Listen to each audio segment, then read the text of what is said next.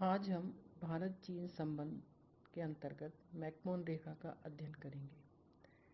वर्तमान समय में भारत और चीन के मध्य जिस प्रकार का तनाव उत्पन्न हुआ है सीमा विवाद के तहत, जिसके अंतर्गत भारत चीन की सीमा पर चीन और भारतीय सैनिकों में झड़प हुई और उसमें 20 से अधिक भारतीय सैनिक मारे गए। चीन की इस समय की जो नीति है वो बहुत ही विस्तारवादी और साम्राज्यवादी नीति है, क्योंकि चीन ने अपने आप को एक आर्थिक शक्ति के रूप में स्थापित कर लिया है।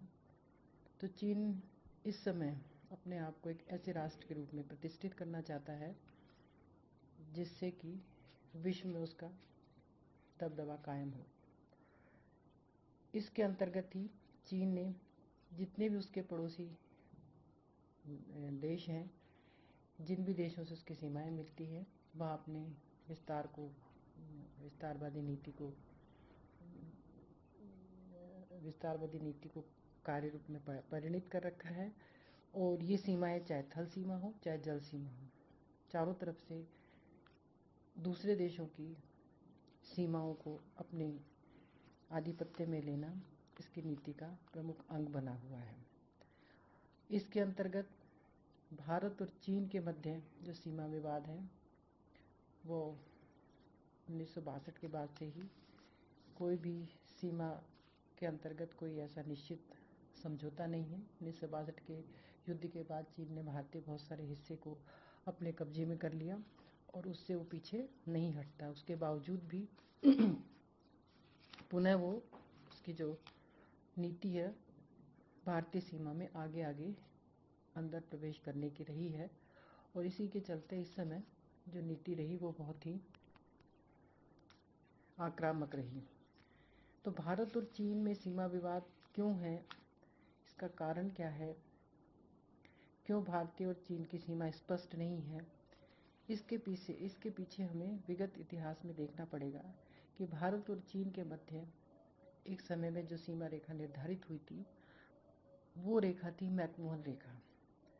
मैकमोहन रेखा ब्रिटिश भारत के समय में तय हुई थी और ब्रिटिश भारत के समय में भारत और चीन के मध्य तिब्बत एक ऐसा जो क्षेत्र था जो स्वतंत्र और स्वायत्त क्षेत्र था।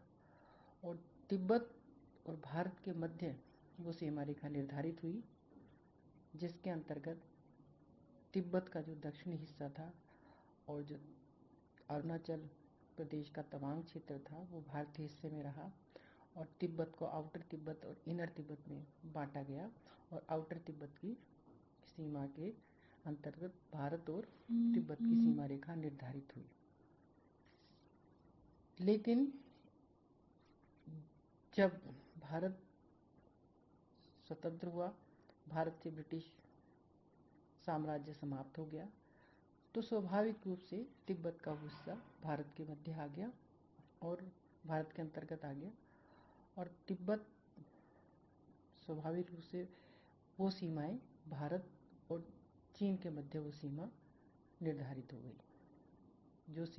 जो तिब्बत का क्षेत्र ब्रिटिश भारत के अंतर्गत था वो भारत के पास आ गया। तो 1950 के अंतर्गत ये सीमा रेखा भारत और चीन के मध्य सीमा रेखा हो गई। लेकिन जैसे ही भारत स्वतंत्र हुआ और उधर चीन में साम्यवादी क्रांति हो गई, चीन ने इस मैकमोहन रेखा को मानने से इनकार कर दिया और कभी भी इस मैकमोहन रेखा को मान्यता नहीं दी। और चीन का ये मानना है कि तिब्बत हमेशा से उसका क्षेत्र रहा है, तिब्बत हमेशा से चीन का अभिन्न अंग रहा है, इसलिए तिब्बत की जो भी सीमाएं हैं वो चीन की सीमाएं हैं। इस प्रकार चीन उस सीमा रेखा को नहीं मानता है। तो भारत और चीन संबंधों को समझने के लिए वर्तमान समय में जो तनाव है, जो सीमा विवाद है, सीमा पर जो उग्रता है और चीन की जो विस्तारवादी नीति है, इसको समझने के लिए हमें मैकमोहन रेखा को समझना जरूरी है।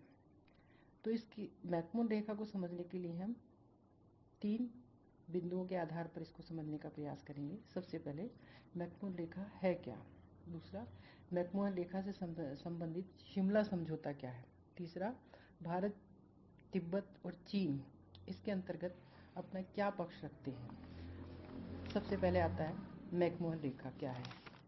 मैकमोहन रेखा पूर्वी हिमालयी क्षेत्र में भारत और चीन के मध्य एक सीमा रेखा है। यह लगभग 890 किलोमीटर लंबी है। यह भूटान से लेकर अरुणाचल देश तक खींची गई है। दूसरा है कि मैकमोहन रेखा से संबंधित शिमला समझौता क्या है? मैकमोहन रेखा से संबंधित शिमला समझौता 1914 के अंतर्गत हुआ। यह समझौता या कन्वेंशन ब्रिटिश भारत एवं तिब्बत के मध्य एक स्पष्ट सीमा रेखा को परिभाषित करने के लिए हुआ। इसमें ब्रिटिश विदेश सचिव सर हेनरी मैकमोहन एवं तिब्बत के प्रतिनिधियों ने भाग लिया। चीन के प्रतिनिधि इस समझौते में शामिल नहीं हुआ। तो मैकमोहन रेखा जो भारत और चीन के मध्य सीमा रेखा है, उसको ब्रिटिश भारत के अंतर्गत सर हेनरी मैकमोहन के द्वारा निर्धारित किया गया और ये ब्रिटिश भारत और तिब्बत के मध्य संपन्न हुई, परंतु इसके अंतर्गत चीन के प्रतिनिधियों ने भाग नहीं लिया। अब हम इसके तीसरे पक्ष को देखेंगे कि भारत, तिब्बत और चीन, इन तीनों का इसके अंतर्गत क्या पक्ष है। भारतीय पक्ष, सबसे पहले हम भारतीय पक्ष को देखेंगे। शिमला समझौते के अंतर्गत 1914 के शिमला समझौते के अंतर्गत तिब्बत का दक्षिणी हिस्सा एवं अरुणाचल का तवांग क्षेत्र भारत के हिस्से में अर्थात भारत की सीमा में माना गया। यह सीमा मैकमोहन रेखा कहलाती है और भारत इसी को मान्यता देता है। तिब्बत ने एक स्वतंत्र एवं संप्रभु देश के रूप में इस समझौते को किया। 1937 तक आते आते ब्रिटेन के द्वारा भी इस सीमा रेखा को आधिकारिक रूप से मान्यता दी गई। अंतर्राष्ट्रीय स्तर पर नक्शे में इसको प्रदर्शित किया गया और भारत इसे अपनी अंतर्राष्ट्रीय सीमा रेखा के रूप में मान्यता देता है। और जब भारत ब्रिटेन से स्वतंत्र हुआ, तिब्बत स्वतः उसके अधिकार क्षेत्र में आ गया, अतः मैकमोहन रेखा पर कोई विवाद नहीं है। तो भारत मैकमोहन रेखा को ही एक कानूनी सीमा रेखा मानता है और इसको एक ऐतिहासिक आधार मानता है और हमेशा से भारत ने इस रेखा को मान्यता दी है। अब हम इसके अंतर्गत तिब्बत का पक्ष देखेंगे। तिब्बत का मानना है कि 1914 में जब शिमला समझौता हुआ, वह एक संप्रभु एवं एक स्वायत्त क्षेत्र था और मैकमोहन रेखा के रूप में ब्रिटिश भारत और तिब्बत के मध्य सीमा रेखा का निर्धारण हुआ। तिब्बत ने उस सीमा निर्धारण में अपनी सहमति दी। तीसरा पक्ष आता है चीन का। चीन शिमला मैकमोहन रेखा से संबंधित शिमला समझौते में शामिल नहीं था। उसने कभी भी इस मैकमोहन रेखा को मान्यता नहीं दी। लेकिन 1959 तक 1959 तक चीन ने आधिकारिक रूप से कभी भी किसी दस्तावेज में इसको चुनौती भी नहीं दी। यद्यपि अंतर्राष्ट्रीय कानून भी इस सीमा रेखा के संबंध में स्पष्ट था। चीन मैकमोहन रेखा को फिर भी गैर कानूनी औपनिवेशिक मानता है और चीन का मानना है कि तिब्बत हमेशा से उसके अधिकार क्षेत्र में है और 1950 के बाद चूँकि चीन ने तिब्बत को अपने अधिकार क्षेत्र में ले लिया, तो उसको ये मानना है कि तिब्बत उसका हिस्सा है। चूँकि तिब्बत उसका हिस्सा है, इसलिए मैकमोहन रेखा को वो मान्यता नहीं देता। 1950 में तिब्बत पर चीनी नियंत्रण के बाद भारत और चीन के बीच एक ऐसी साझी सीमा बन गई है जिस पर कोई समझौता नहीं हुआ था।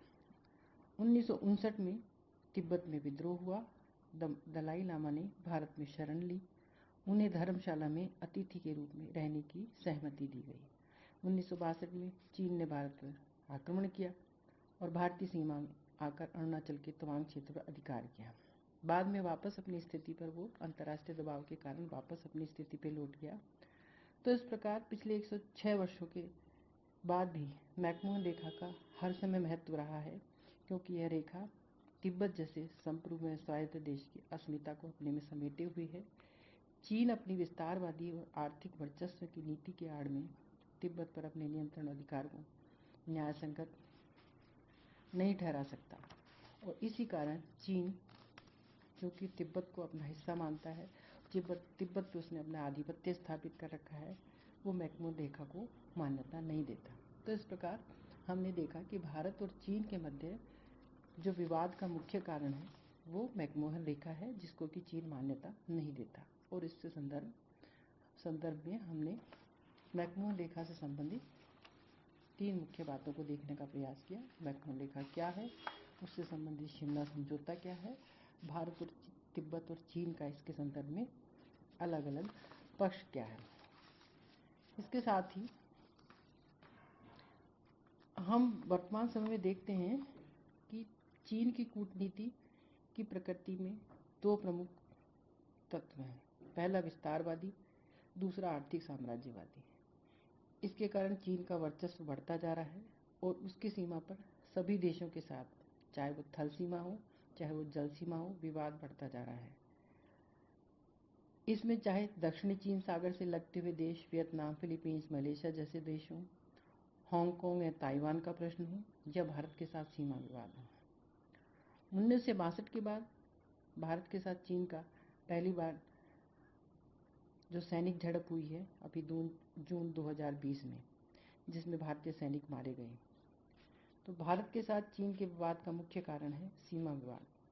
और सीमा विवाद का जो एक ऐतिहासिक आधार है वो है मैकमोहन रेखा, जिसको कि चीन मान्यता नहीं देता और उस सीमा से आगे बढ़ करके अतिक्रमण करके वो अपनी विस्तारवादी नीति को कार्य रूप में परिणित कर रहा है।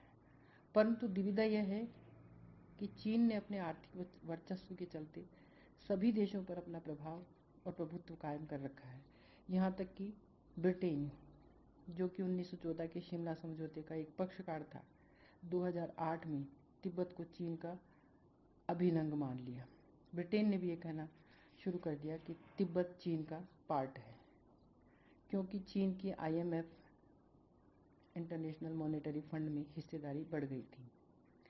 परंतु पुनः कोरोना वायरस की महामारी के कारण जो चीन के वुहान में फैली और उससे पूरे विश्व में फैला, इस महामारी ने विश्व के देशों की व्यवस्थाओं को पटरी से उतार दिया और इसके कारण वहाँ पर सभी बड़े देशों में जनधन की हानि हो रही है, अर्थव्यवस्था को नुकसान हो रहा है और पूरी व्यवस्थाएं चौपट हो रही हैं। इसलिए चीन के विरुद्ध एक विश्व जनमत, एक विश्व एकजुटता देखने को मिल रही है और चीन की इस गतिविधि के कारण पूरे विश्व में एक विश्व जनमत चीन के विरुद्ध हो रहा है। ब्रिटेन, ऑस्ट्रेलिया, जापान, भारत जैसे देश चीन की नीतियों के विरुद्ध एकजुट है और चीन की इस विस्तारवादी नीति को रोकने के लिए प्रयासरत हैं। तो भारत और चीन के मध्य सीमा विवाद का हल सशक्त जो सीमा विवाद के हल के लिए जो सशक्त माध्यम है या जो साधन है वो मैकमोहन रेखा ही है, जो भारत के लिए एक ऐतिहासिक कानूनी आधार लिए हुए है और उसके लिए तिब्बत का एक स्वतंत्र संप्रभु क्षेत्र बनना आवश्यक है। क्योंकि अगर तिब्बत स्वतंत्र और स्वायत्त क्षेत्र रहता है तो भारत और चीन दोनों के लिए होगा, दोनों के लिए लाभकारी होगा। क्योंकि चीन अगर इस प्रकार अपनी नीतियों पर नियंत्रण नहीं रखेगा और विस्तारवादी नीति को कायम रखेगा तो पूरा देशों में युद्ध जैसे वातावरण की स्थिति रहेगी। तो देशों के अंतर्गत शांति और युद्ध की स्थिति ना हो, उसको टालने के लिए ज़रूरी है कि इस प्रकार के जो समझौते हैं उसको एक बार पुनः देखने का प्रयत्न किया जाए, उस पर सहमति बनाने का प्रयास किया जाए और चीन को इसके लिए अपने तरीके में परिवर्तन करना पड़ेगा। Thank you.